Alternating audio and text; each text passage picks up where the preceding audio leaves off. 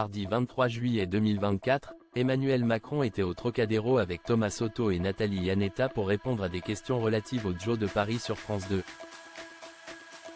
Les internautes avaient été interpellés par l'oreillette qu'il portait, mais la directrice de rédaction de la chaîne a éclairé le sujet.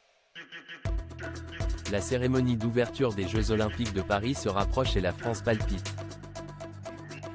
3 jours avant le grand lancement, Emmanuel Macron prenait la parole devant quelques 6 millions de téléspectateurs depuis le Trocadéro aux 20h de France 2, mardi 23 juillet 2024.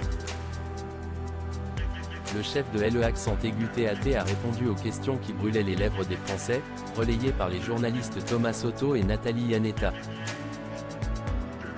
Le sac de nœuds que représente la situation politique du pays a notamment été évoqué.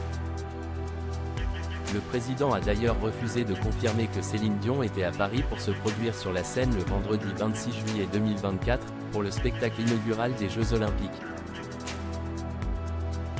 Un détail a tout de même interpellé les téléspectateurs tout au long de l'entretien. En effet, Emmanuel Macron portait une oreillette. De nombreuses théories ont vu le jour sur les réseaux sociaux.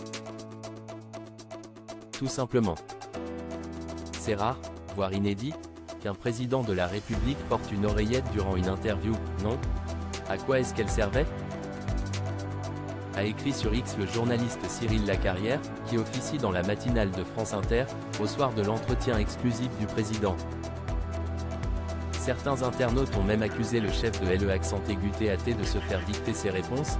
Macron avait une oreillette hier lors de son interview. Regardez bien, on devait lui souffler ce qu'il doit dire et ne pas dire. A-t-il été possible de lire sur le réseau social? Éberluée par cette théorie, Muriel Plénet, directrice de la rédaction nationale de France Télévisions, a éclairci le mystère pour rassurer les téléspectateurs. Elle lui servait à entendre les questions des journalistes sur un plateau en plein air. Tout simplement, a-t-elle répondu à Cyril Lacarrière sur X. En effet, le journal de 20h de France 2 prenait ses quartiers sur son plateau délocalisé, situé sur le toit du Musée de l'Homme, juste en face de la Tour Eiffel. Raison pour laquelle chacun des intervenants présents pour l'entretien et un retour sont dans une oreillette, afin de bien entendre les propos de son interlocuteur.